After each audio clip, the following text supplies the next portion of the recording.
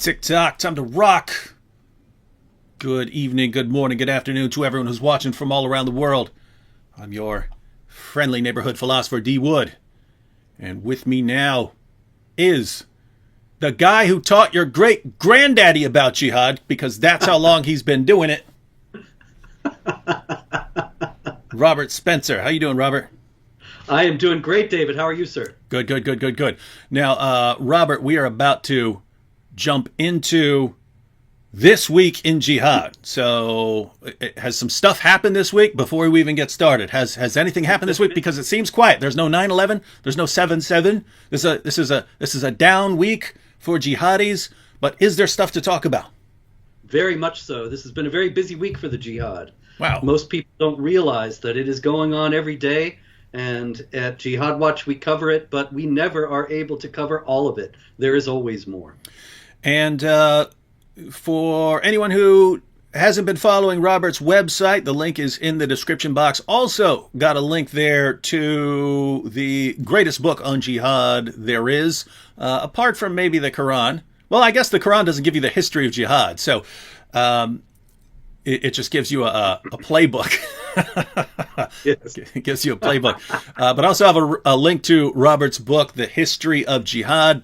If you don't have that book, you definitely want to get a copy. If you can read the entire thing, you'll see how absolutely relentless jihad has been for the past 14 centuries. And if you look at it and say, well, it's kind of a big book, at least get the chapter on Muhammad down, and then if you can, get the chapter on the rightly guided caliphs down and what they were doing. Awesome information. All right, now, Robert, before we jump into this week in jihad, I was wondering if you could just give everyone an idea of what jihad is. David, jihad is a central concept in Islam. And it means struggle in Arabic, and there are very many struggles in Arabic, just as there are very many struggles in English. You can struggle to quit smoking or lose weight. You can also have a titanic civilizational struggle against communism, or in our case, for communism. And in the theology of Islam and the law of Islam, the primary meaning of jihad is warfare against unbelievers in order to subjugate them under the rule of Islamic law, which mandates a second-class status for them. Now, you said that's the primary meaning, but you acknowledge that there are other meanings because, as you brought up, Yes. You can have a struggle against, let's say, weight or something like that, because I remember this that campaign that's my jihad, what's yours? And it was all like, I struggled to get to the gym after dropping my kids off at school. That's my jihad, what's yours? And they made it look like, jihad is basically a struggle against anything. And so you're acknowledging that, yeah, insofar as what the word means, means struggles. You can have a jihad against all kinds of things. But it looks like, according to you, what you're saying is that when people are trying to make it sound as if that's the main meaning, just your daily struggles in life against anything, it's not the main meaning. Exactly, precisely. That is the problem with that campaign, My Jihad, that it was misleading. It was trying to give the impression that jihad was entirely benign by invoking benign usages of the term. None of those were wrong. All of them were right. But they were not the only meaning of jihad, and they weren't even the main meaning of jihad in Islam. And if you read the Quran and you see all the uses of jihad, which is sometimes difficult, until you get my critical Quran, which has been delayed by the paper shortages but will be out in May, you will read most translations of the Quran in English and you'll get strive hard in the way of Allah. And you won't know necessarily, unless you have studied, that strive hard is jihad. And that the primary understanding in Islamic theology of those passages exhorting people to strive or wage jihad in the way of Allah is warfare, and primarily warfare against unbelievers. Now, Robert, I have to confess, you're sounding a little bit like an Islamophobe when you're saying these things. So Before we jump into the topic of Ilhan Omar's Islamophobia bill, what is Islamophobia? Well, you know, David, that's the key question. That's the burning question. And since you mentioned Ilhan Omar's Islamophobia bill, I have to note that it does not define Islamophobia. Hmm. And that the big problem that we face with this Islamophobia bill is that Islamophobia as a term has been used in the recent past for two quite distinct phenomena. And they are, in the first place, vigilante attacks against innocent Muslims, which are never justified. And second, honest analysis of the motivating ideology of jihad terrorism, which is always necessary. And in order to stigmatize and silence that analysis, they use the same term as they use for the vigilante attacks, so as to give the impression that if you speak honestly about what jihad means for Muslims and what jihad attacks actually are and what motivates them, then you are leading to those vigilante attacks against innocent Muslims and therefore must be silenced. And that's the insidious aspect of her bill.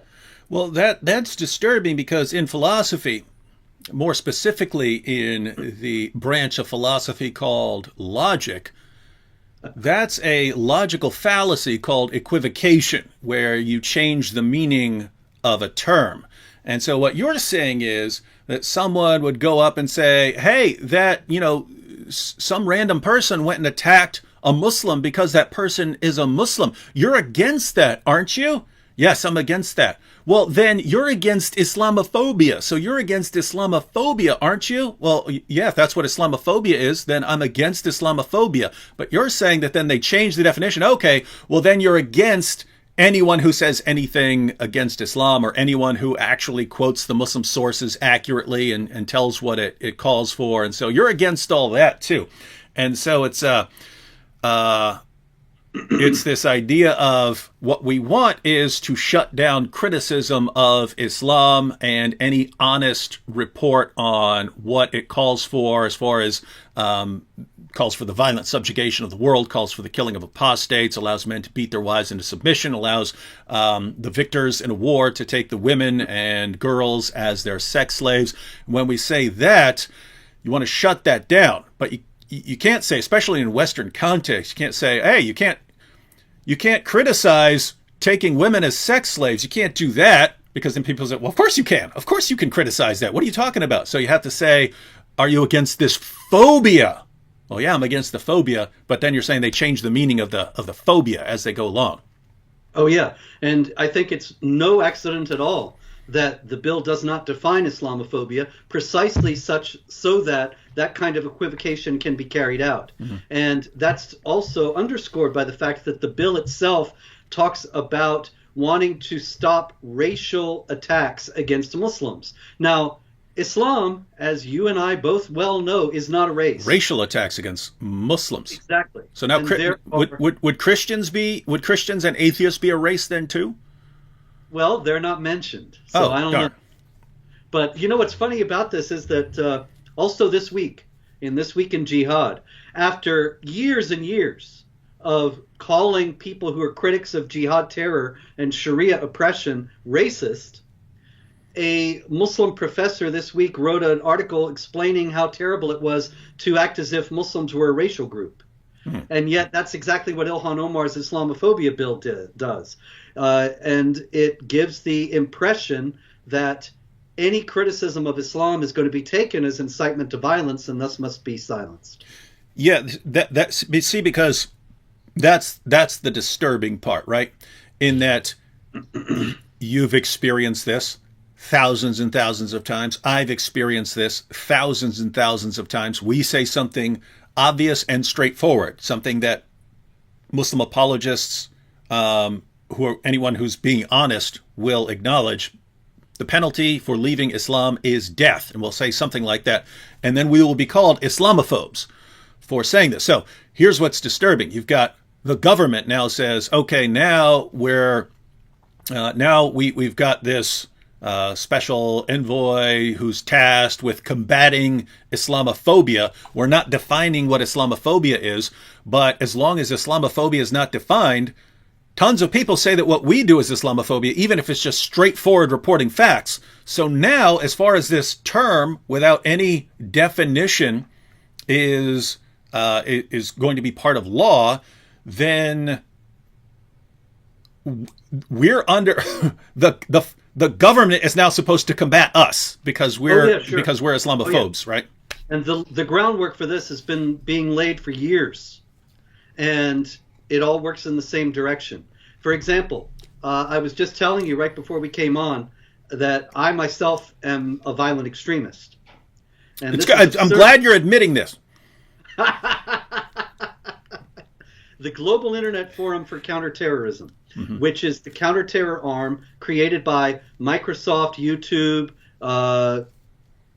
Twitter, Facebook, all those social media giants. They published a list of groups that they intend to silence and drive off the internet altogether because they are either terrorists or violent extremists. Got to be one or the other. Okay. Category was my website Jihad Watch. And now I thought this was not only absurd but libelous, and so I got a lawyer to write to these people and demand a retraction and so on and so on, and they refused. They said, look at Jihad Watch. It's talking about violent actions by Muslims. That's going to lead to that's incitement to violence against Muslims. Now, this is absolutely absurd. The only genuine incitement to violence is if you're saying go and be violent against some group, which I've never commanded or condoned or approved or called for any violence. But what they want to do is portray any speech critical of Islam as leading to violence and shut it down on that basis. And now the Islamophobia bill is going to help accomplish that as well. Yeah, and what shocks me is the just complete hypocrisy as far as what you were just saying. And let me go ahead and read what Ilhan Omar said on the House floor when she was promoting this. She said, until everyone is free to practice their religion, no one is. Now, that's just it's just an idiotic comment. Until every last person in the world is free to practice their religion, not one person is. That's ridiculous, right? So notice, if everyone in the United States were completely free to practice their religion, as long as one person in Pakistan isn't, then no one's free. So it's kind of a silly comment. But let's take that seriously for a second. Until everyone is free to practice their religion, no one is. Now, notice the conundrum that this leaves us in. Let me go ahead and pull up a passage by Muhammad. All right, here we go. This is Sahih Muslim. This is Muhammad. It is reported on the authority of Abu Huraira that he heard the Messenger of Allah say, Sahih Muslim, number 34, I have been commanded to fight against people, not people who are attacking me, everyone. Notice, I've been commanded to fight against people till they testify to the fact that there is no God but Allah, and believe in me that I am the messenger from the Lord, and in all that I have brought. You have to believe everything this man brought as revelation. And when they do it, their blood and riches are guaranteed protection on my behalf, except where it is justified by law, and their affairs rest with Allah. So here Muhammad says, I'm commanded to fight people until they say that there's no God but Allah and I'm his messenger and they believe in everything I say, which would make you a Muslim. Right? So Muhammad says, I've been commanded to fight you until you become a Muslim.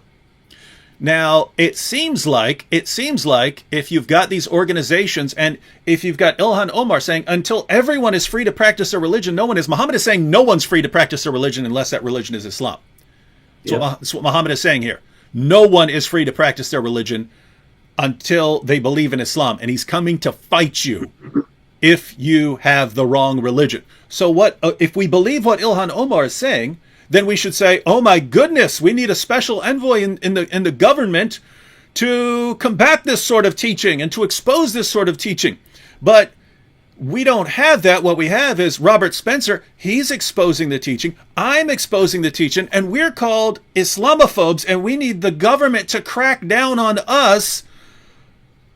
This is why. Do you see why I'm confused, Robert? This is this quotation right in front of us, and the many other in the Muslim sources, are things that if we agree with Ilhan Omar, if we agree with that federation that called you a violent extremist, if we agree with what they say about what constitutes violent extremism or a phobia, if we agree with them, then we should all be going after the teachings of Muhammad. We should all be exposing the teachings of Muhammad. And yet, when we do that, when we do what everyone says we're supposed to be doing, then they attack us for exposing it. And we're the enemies, not the actual teachings that call for violence against unbelievers just for being unbelievers.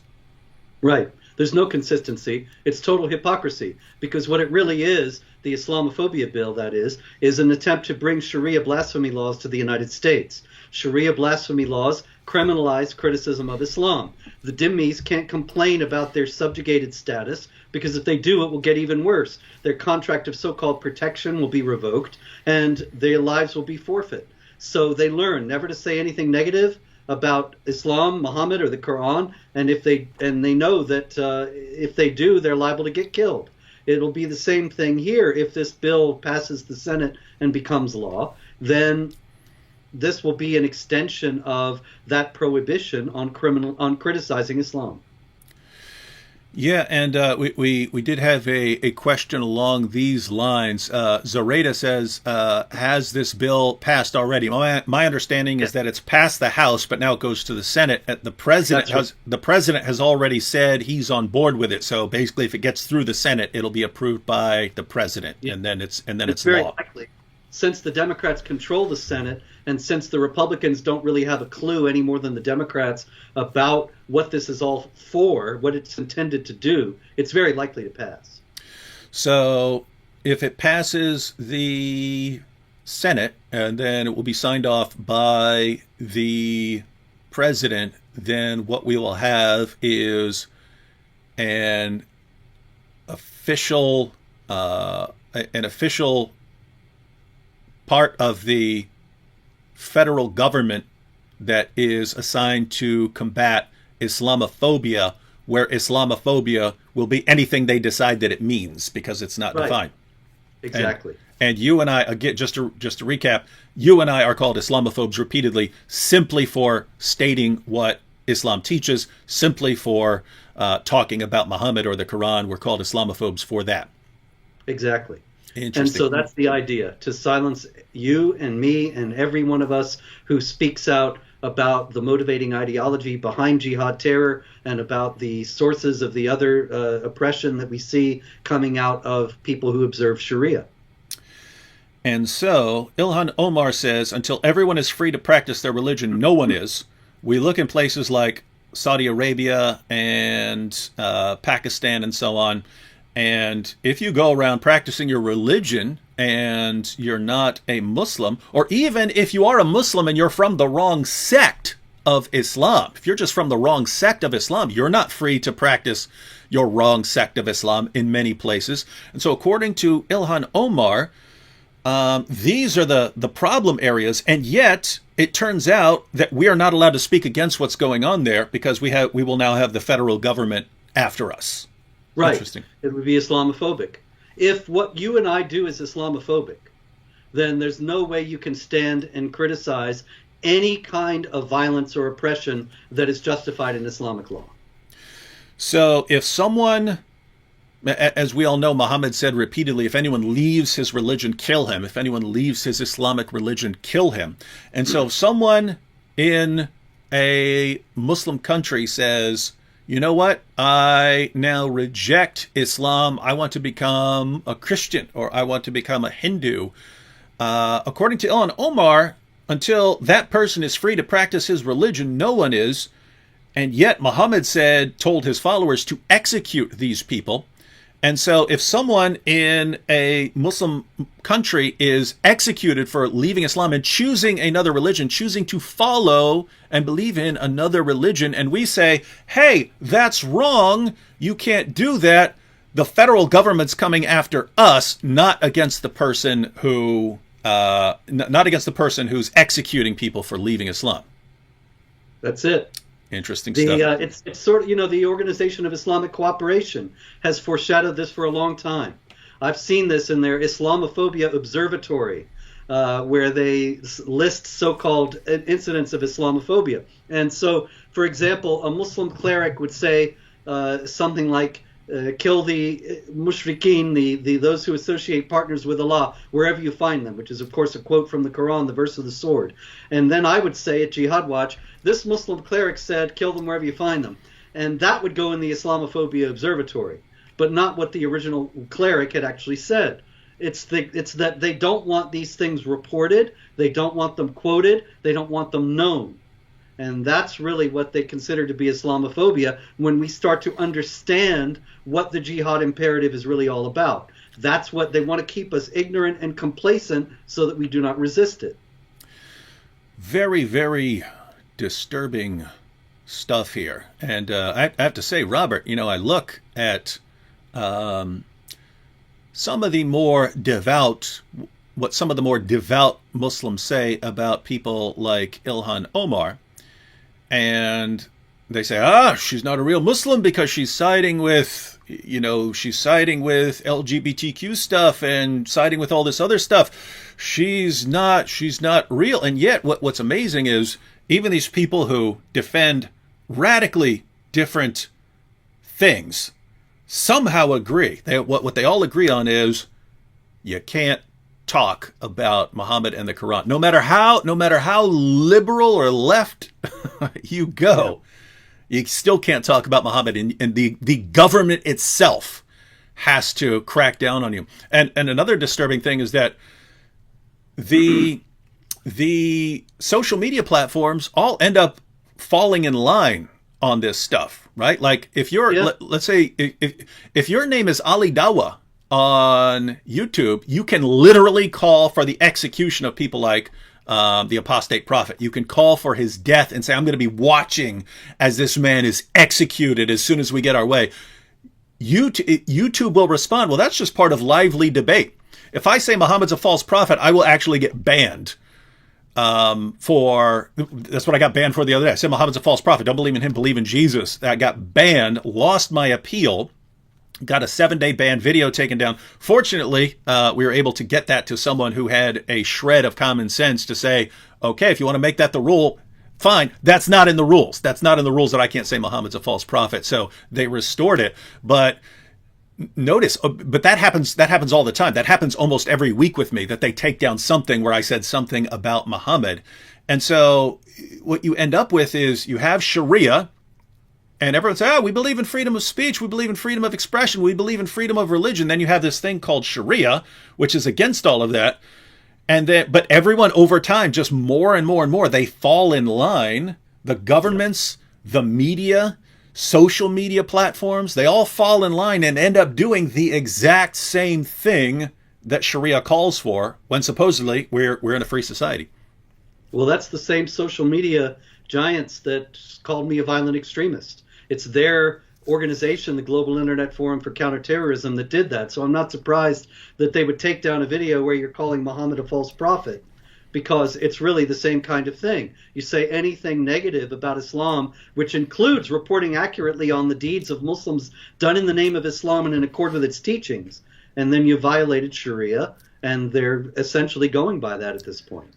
And what's insane is if you were actually able to sit one of these people down, I mean, one of these people who are, running the tech platforms, the trust and safety teams, the organizations that make these kind of decisions, and you were to say something simple like, hey, if I say Muhammad's a false prophet, don't do what he says, you need to believe in something else. What is that? That's hate speech. That's hate speech. Okay, so I can't speak against what he said, any words against what he said. And then you just go right back to a passage. So do you agree, Mr. Trust and Safety Team, do you agree that Muhammad and his followers have been sent to fight against people till they testify that there's no God but Allah and believe in him, and that all other religions have to be subjugated to this? Do you agree with that? Should we oppose that?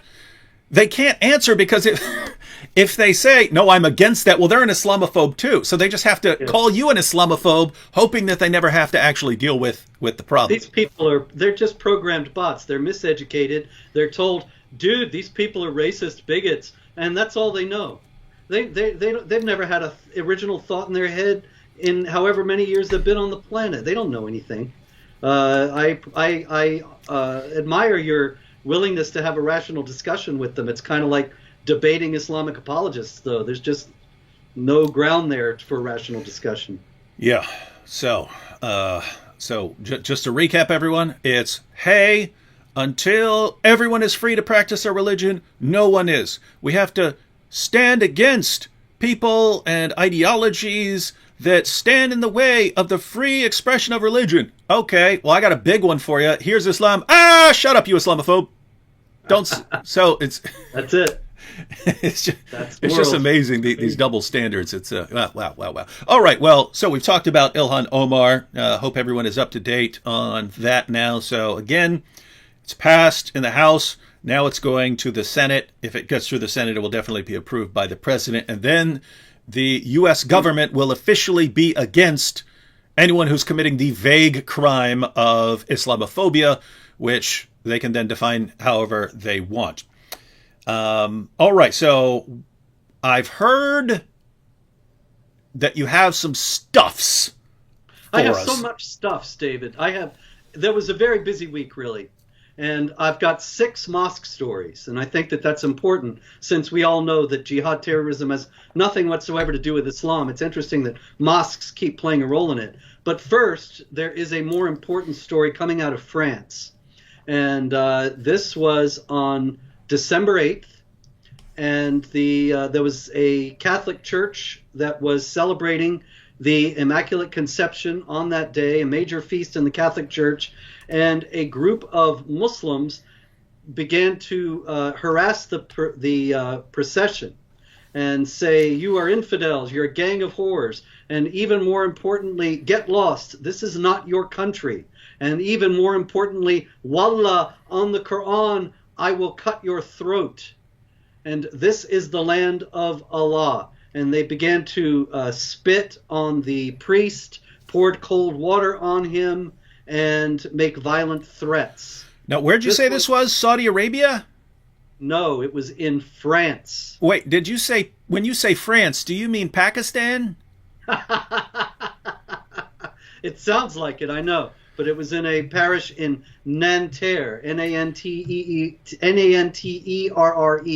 I don't know how to speak French, but that's a city in France. And here's the disturbing part, tying this together with what we were talking about earlier, right? If that had been a group of Christians outside, if we're talking about groups of Christians harassing Muslims, every news organization in the world would be all over this, and this would be the basis for why we really need to crack down on Islamophobia. If it's Muslims harassing Christians, then you're a racist and a bigot for even reporting what you just said, Robert. You're an Islamophobe for just reporting just what just happened, because by reporting the facts and saying, hey, this is a problem, you're calling for violence against all Muslims somehow, and you're calling for bloodshed. Whereas if anyone did something like that to Muslims, then of course we all have to unite and condemn this. What is going on here? And there was not an English story, as far as I know. To the best of my knowledge, there was no English language story about this incident, even though the Interior Minister of France, Gerald Darmanin, spoke about it and vowed to fight this kind of thing energetically, which I do not believe he will do because it would lead him into Islamophobia. Mm-hmm. Nonetheless, I had to get a French language news story about this translated because the English press doesn't think that any of this is important. But you're absolutely right. If it had been a group of Christians harassing a group of Muslims anywhere in the world, it would be screaming international headlines for day after day after day. Mm-hmm. And we would need government crackdowns on Islamophobia. But if it's Muslims doing if it's Muslims doing it to another group, it actually needs to be hushed up. Right? Like there's a fair chance that this video right now, this live stream, will be taken down by YouTube simply because we're pointing that out. And that's how insane and hypocritical the leaders of these platforms are. That if it's happening to Muslims, everyone needs to unite in condemning it. And I agree. I agree. But absolutely, if it's Muslims doing it, everyone needs to shut up about it, or they will be silenced by the media, by governments, by the social media platforms. This world's turning into a really, really hilarious place. Absolutely absurd. It's the age of absurdity that we're living in. Now, let's get to the mosque stories, shall we? Hmm. I got so many of them, and then I've got a few other things too, if time permits after that. But let's see, the first mosque story I've got out of six comes out of Pakistan. Students at the Lal Masjid, the Red Mosque in Islamabad, were given lessons recently that were captured on video of how to behead. And so, I tried to find a story of a church giving lessons in beheading. Couldn't find one? Oddly enough, no.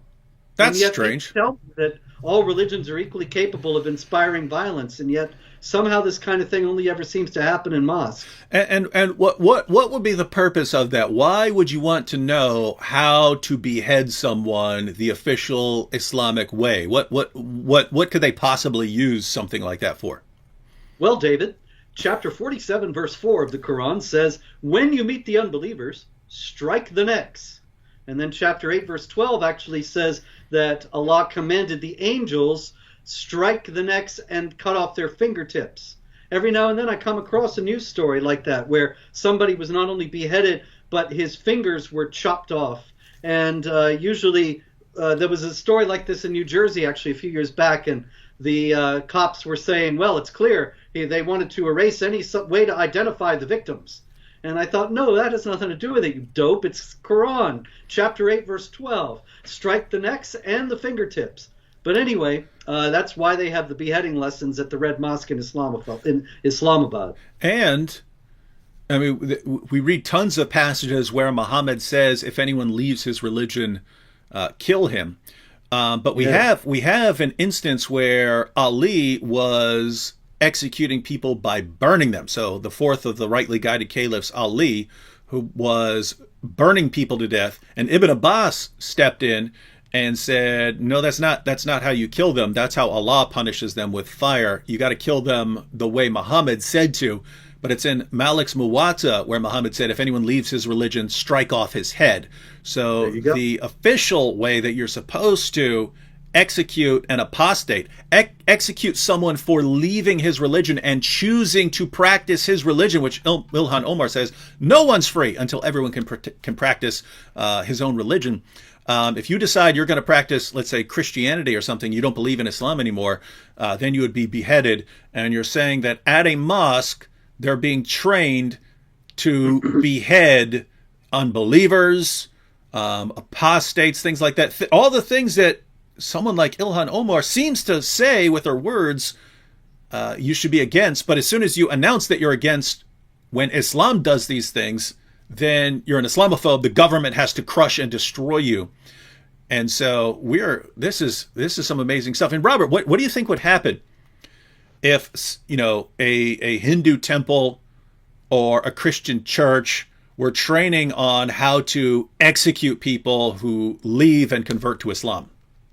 Here again, this would be an extraordinary international story, and the subject of commissions and conferences, and we would have to get all kinds of training to learn how to not be so Islamophobic and hateful or whatever it is.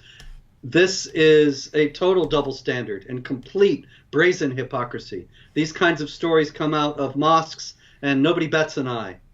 But you're right. If it had been a church, forget it. Same thing here in a story out of the UK. The former chief imam at the Manchester excuse me, at the Manchester Islamic Center, Mustafa Graf, he was accused of preaching support for Al-Qaeda and ISIS. Now, he says that this is actually something that was said about him by a rival who was just trying to discredit him. And so I'm not prejudging the case of Mustafa Graf, but I don't think that it is outside the realm of possibility that you could have an imam in a mosque in the UK or anywhere in the West preaching loyalty to Al-Qaeda and ISIS, because what Al-Qaeda and ISIS do is scrupulously carry out what is commanded in the Quran and Sunnah. And so I would fully expect an imam to notice that and approve of it. Well, things are getting interesting here. And it's just It's just surprising to hear about all of these stories that would be endless international headlines and calls for a crackdown by governments around the world if these things were done by anyone except Muslims.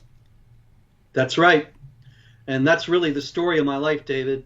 20 years I've been doing this at Jihad Watch, and there I could give you literally thousands of stories that would be incredibly huge headlines if they had been done by non-Muslims, but by Muslims, they just passed by unnoticed.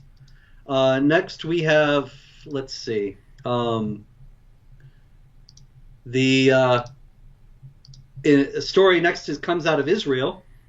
And this is about a young man, 18-year-old, named Mohammed Bnei Odeh, who stabbed a 67-year-old Israeli Jew who was out walking with his wife, just randomly stabbed him in the street.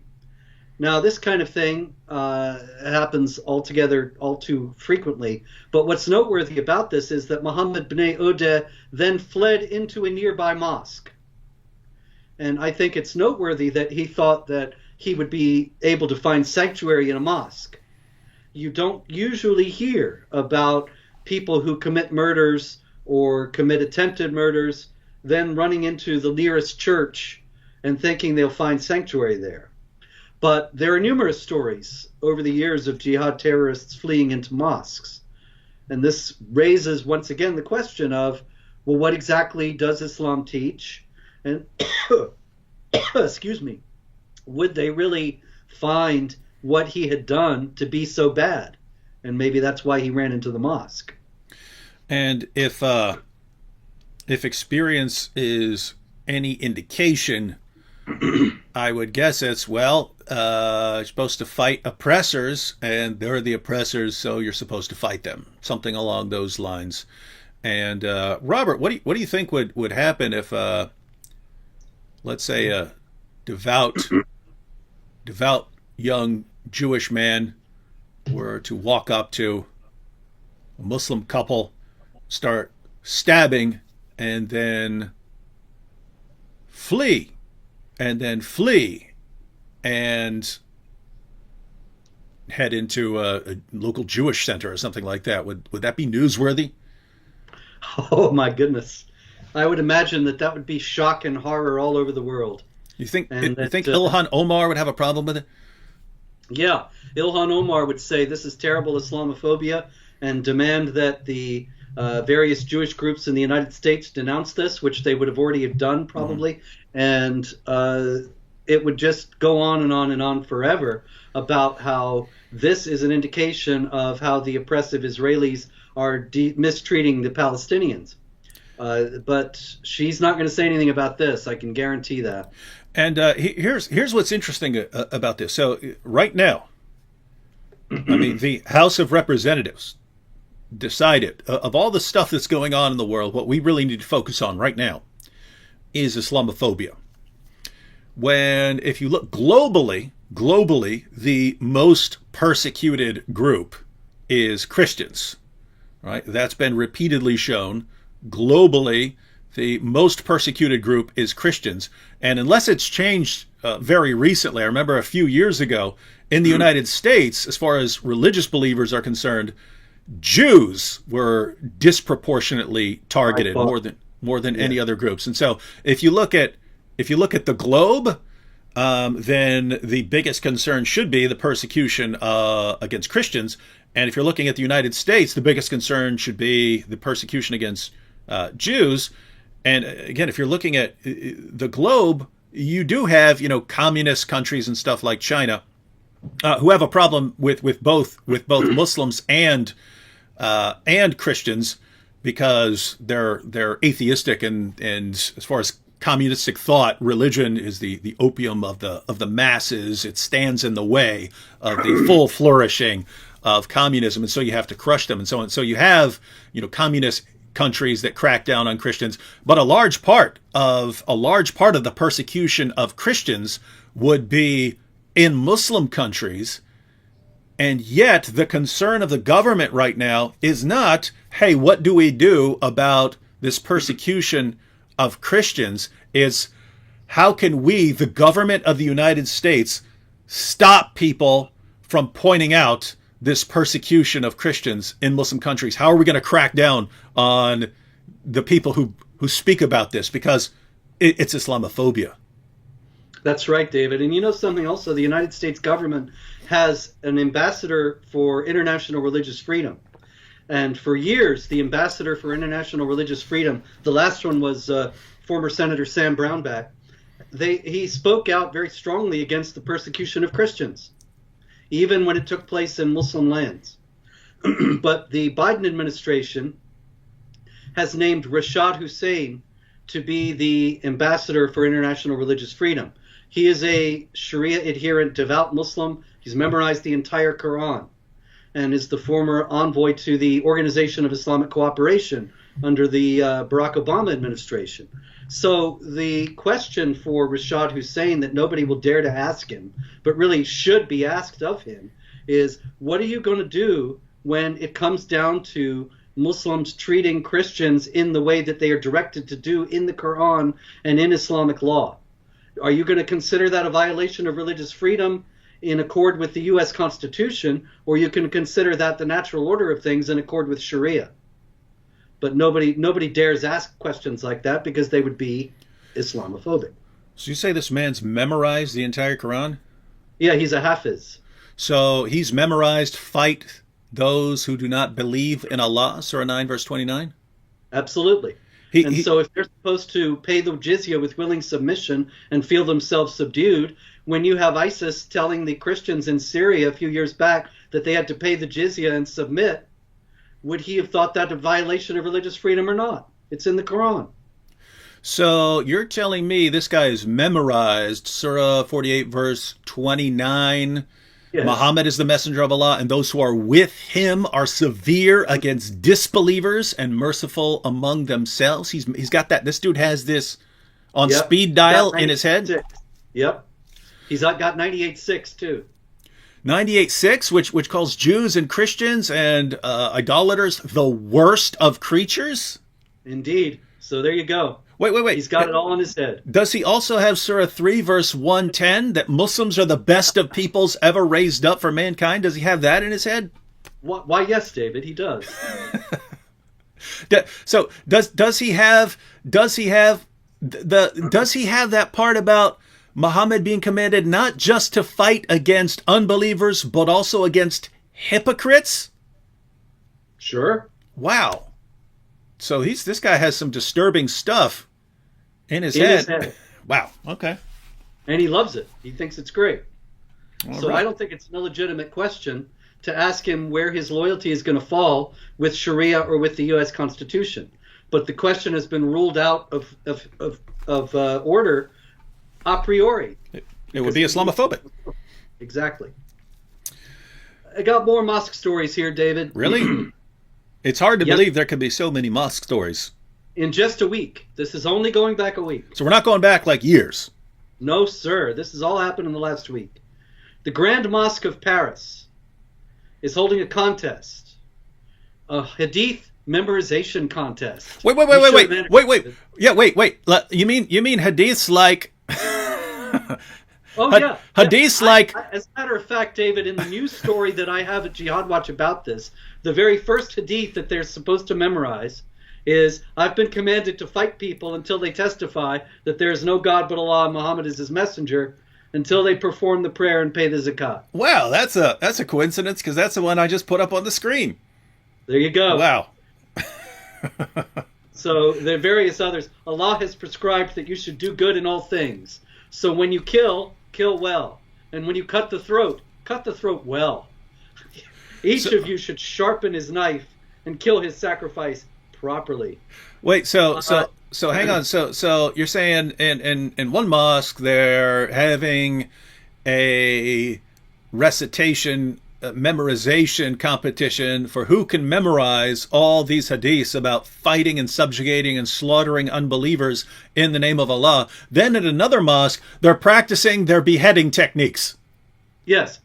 And this is actually the Grand Mosque of Paris. This is not some street corner mosque that's set up in a 7-Eleven that closed or something. This is the Grand Mosque of Paris, and they are teaching that you have to fight unbelievers until they confess that there's no God but Allah. And so these things are not Islamophobic passages that you and I dug out of dusty books. This is current and being taught right now in the Grand Mosque of Paris. Now, I mean, I was watching CNN earlier. I didn't see that. So which CNN program were you watching when you found this information? This is another story I got out of the French press. It was not reported in the English press, as far as I know, not at all. Now, I hate to keep rehashing the entire point, but the fundamental problem in all of this is one of hypocrisy and double standards, as far as I'm concerned. But if a Christian church was having a competition for who could memorize a bunch of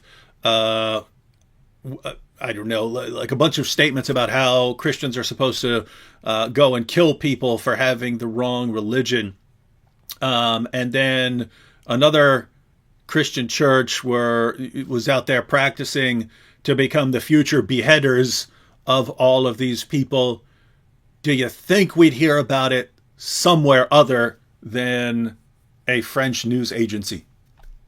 Yeah, there's no doubt about it.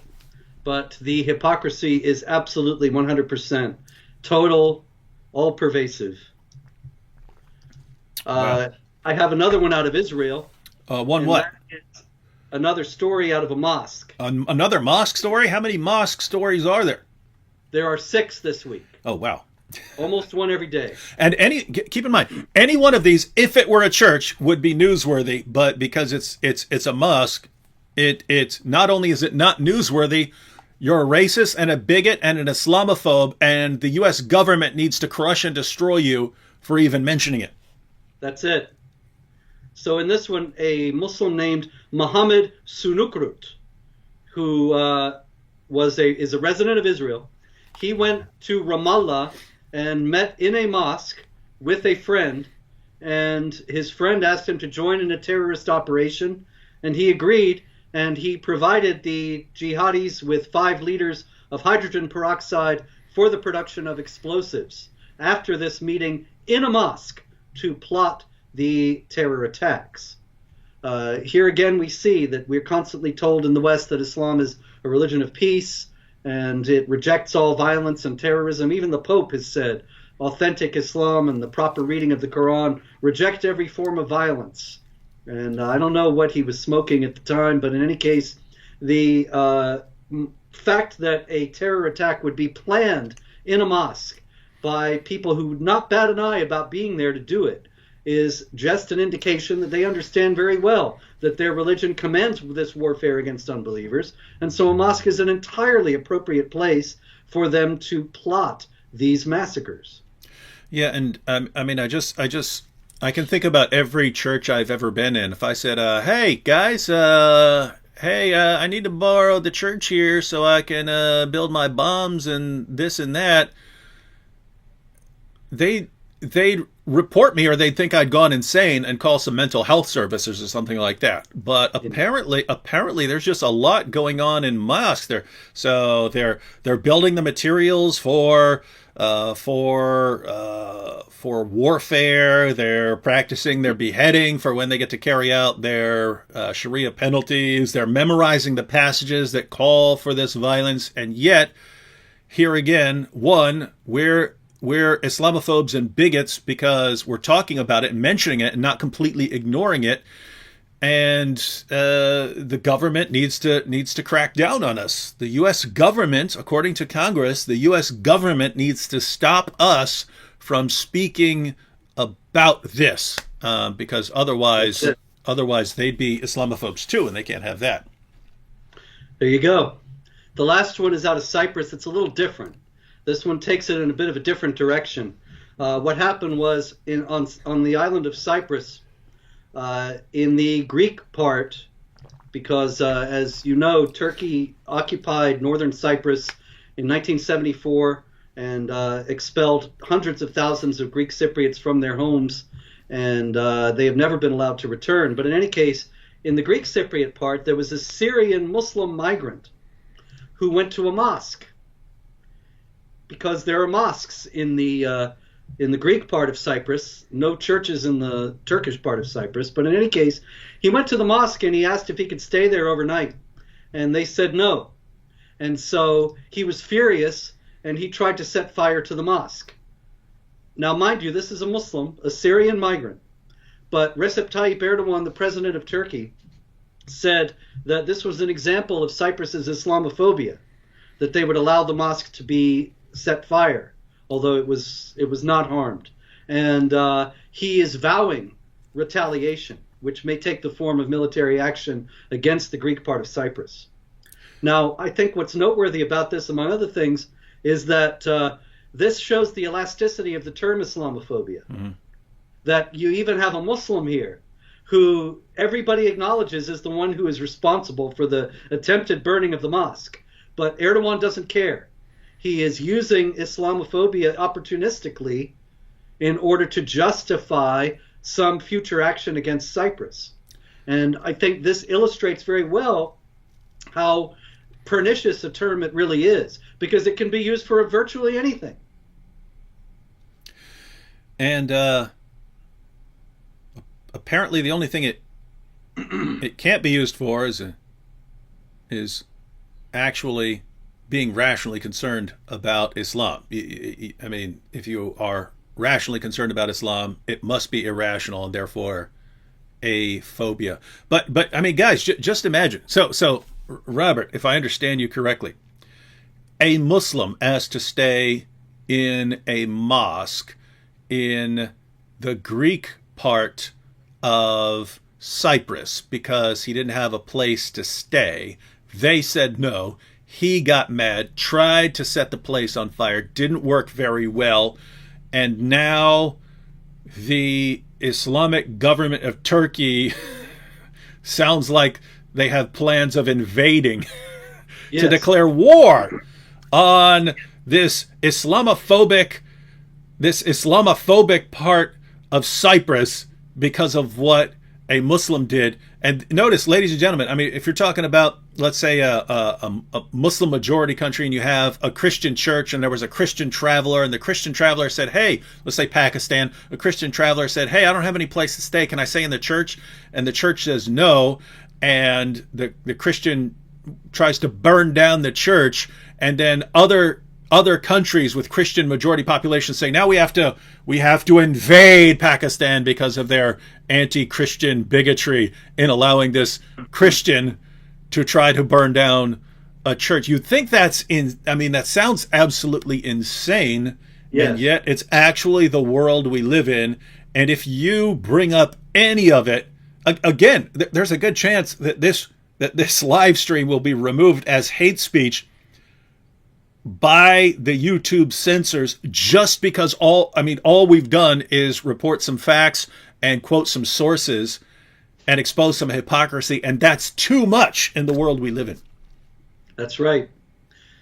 Recep Tayyip Erdogan, by the way, the president of Turkey, has made it very clear he wants to revive the Ottoman Empire. He has even said that Turkey has a right to all the territory that the Ottoman Empire once occupied, which is essentially a declaration of war, or an intention of declaration of war, against Eastern Europe, North Africa, Egypt, most of the Middle East. And I recall a Quranic basis for that when Allah commanded, drive them out from whence they drove you out.